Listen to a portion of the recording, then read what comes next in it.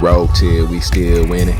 Magic card, oh, we extending. Dark Law, he still contending. Sunrise, your lights in. Yugi peoples, welcome to the commentary. This is my round 4 matchup against Bystial Dragonlink. My opponent starts off with just 2 back row cards, and yeah, it was Called by the Grave, which could have been a problem, and also some branded spell that could have, like really messed me up also. So Lightning Storm the back row, try to go a Hero Lives and get ashed.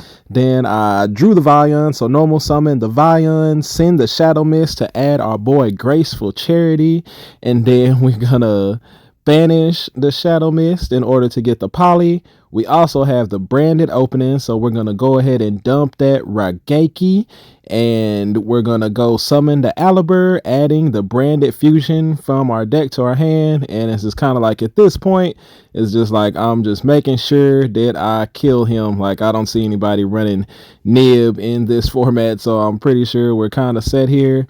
We're gonna go ahead and use that branded fusion to bring out our boy Lubellion, and down comes the Magnamut. And yeah, he did that a little bit too early. Did it wrong also. Just trying to figure out, he was trying to figure out what's going on. So we're going to go ahead and, Lubellion, shuffle that back in, because even the ones that are banished, they can get shuffled back into the deck. So it didn't matter that he hit it. And then he has a second Bestial monster. He had like all the hand traps and none of the engine. But still, it's not going to be enough to keep me from putting this whooping on that deck. So as y'all can see, we're going to go ahead and draw 2 off of our boy Graceful Charity there. We're going to go ahead and pitch the Called by the Grave, possibly, it seems. Or I'll go ahead and pitch the Super Poly. I think like at this point, it doesn't even really matter. I have the Honest Neos in my hand. I also have the Polymerization, so we're going to poly those. Go ahead and make the Guardian Chimera. We're also going to get the Dramaturge, bring him back. We would have been able to pop 2 on the board, and yeah, that'll pretty much be it for game 1.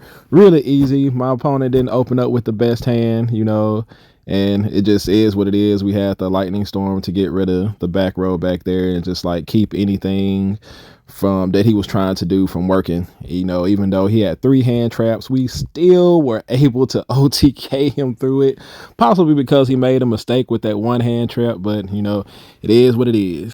So now going into game 2, one of the things about continually playing a deck like this is that people know what I'm trying to do. So he forces me to go first in this matchup, which I really didn't expect him to do, because I just know that they have like some really powerful plays going first. So I'm gonna summon Stratos to go search out the Honest Neos, because I basically don't have anything else to go. Like my hand was like 2 Raigekis and I think like Lightning Storm or something crazy like that, and it's like, yeah, definitely not something that I wanted to have going first. Yeah, like I just did not decide to go first, and we're gonna suffer the consequences of that, and I don't really know what all these Bestial cards do, so I'm reading the Lubellion, and then plus I got Droll and Lockbird too. Like I didn't know people were playing Droll and Lockbird this format. I'm gonna have to figure out why that happened, but I think my back row set is like a bluff. It's like Raigeki or Lightning Storm or something like that. I just wanted to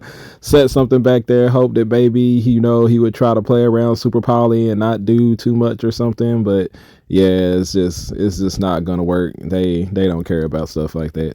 So down comes like the Dragonlink combos, and it's one of those situations where I could have just like really scoot, but I was hoping that he would make a mistake. I did have I think I did have like Ghost Bell in my hand or something, but like now that he has the Baron out there, I don't think there's really like too much that I can do to keep him from just going off at this point. As y'all can see, the Baron did pop my Raigeki.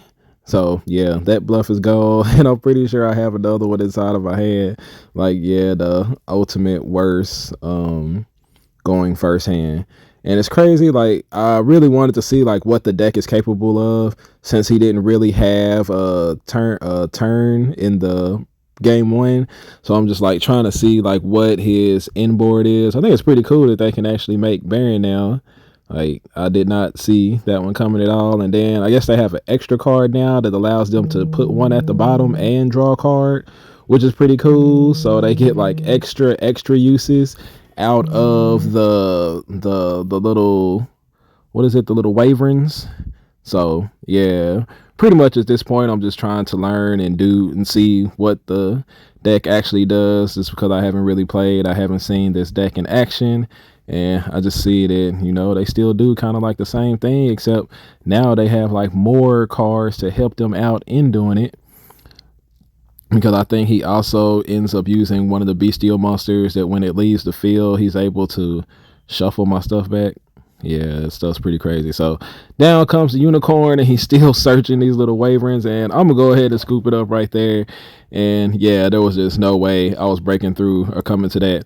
So now going into this game 3, after he let me go first that game, I'm trying to decide, and you know, he's actually like talking right now as we were, you know, siding up, and he's talking about cards like Eradicator Epidemic virus and letting those hit me off on everything and stuff. And I was like, he's really like playing, like trying to play a mind game with me. I really felt like he was trying to make me be afraid to go first and to, you know, let him go first. So, you know, that's kind of like what I figured was going on. But like I said, I am playing a going second deck, and unless like going first gives me like a major advantage, I am not interested in going first, because, you know, I built the deck to OTK and that's what I want to do with it.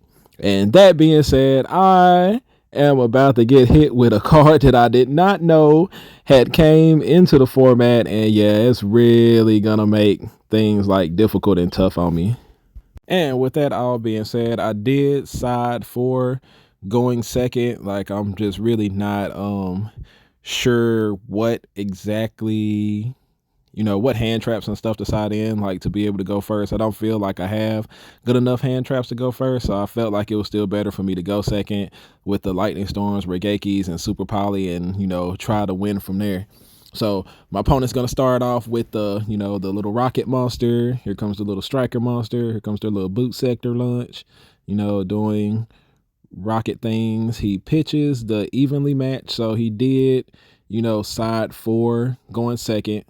But you're also going to find out that even though he sided for going second, he sided for going first also. So yeah, it was like kind of weird, but I'm glad that I didn't decide to go first, because the evenly match would have just like completely ruined me. And comes the Heraclimos, and then comes down one of the druid worms. He draws, and he's got, you see, he put his hand in his lap. He's like really smug right now. He's asking if I'm gonna activate anything in the standby phase. And then during the standby phase, he flips up the Eradicator Epidemic virus on the bestial monster. Yeah, and as you can see, my whole hand is like spell cards. Like, I have the one Vion, so I'm gonna go ahead and chain the branded the branded opening, pitch the other branded open to bring out the Aliber, and then discard my whole entire hand. So yeah, but the resiliency of this deck and how things work is actually like really crazy, because I don't need any of those spells in order to win this game. As you can see, he's only got the Heraclimos out there now. After getting Eradicator Epidemic virus for like 4, we're still going to win this game.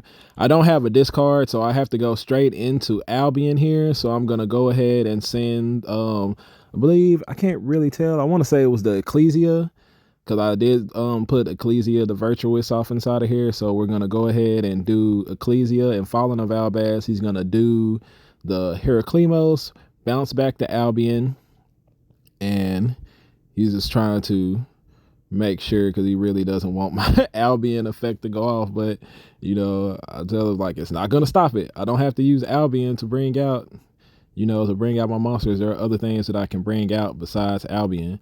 So we're going to go into the Masquerade Dragon here by banishing the Fallen of Albaz and the Ecclesia. And he's going to get his Heraclimos effect to bring out like the Magnamut. We're going to summon Vion. We're going to pitch the Shadow Mist. We're going to use Shadow Mist effect to go ahead and grab our boy Graceful Charity, banish that Shadow Mist to go ahead and at that poly. And y'all know where this is going. Through the Eradicator Epidemic virus, we are still gonna OTK him. So we go ahead, bring out our boy the Shining. The Shining's gonna go ahead and search for that Miracle Fusion. Then we're going to go ahead and draw 2 here for our boy Graceful Charity. Like, I just even like flip the cards up and show them. Oh, well, I had to because of the Eradicator Epidemic virus, but you know, it's not going to matter. We're going to attack, declare an attack, shuffle, and yep, that's pretty much going to be it for that match through the Eradicator Epidemic virus. Just because of the way the deck works, we still able to grab the victory right there.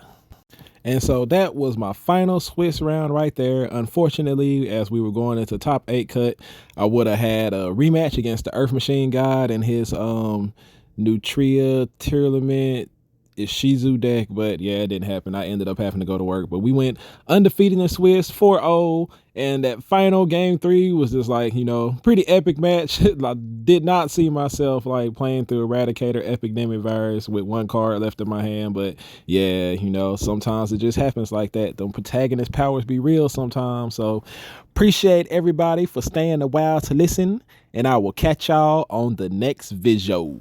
Ain't nobody messing with the masked hero, king of games. Mask off, now you see that a hero lives. I pay half and you ask, but I'm winning games. There ain't another hero that surpasses me.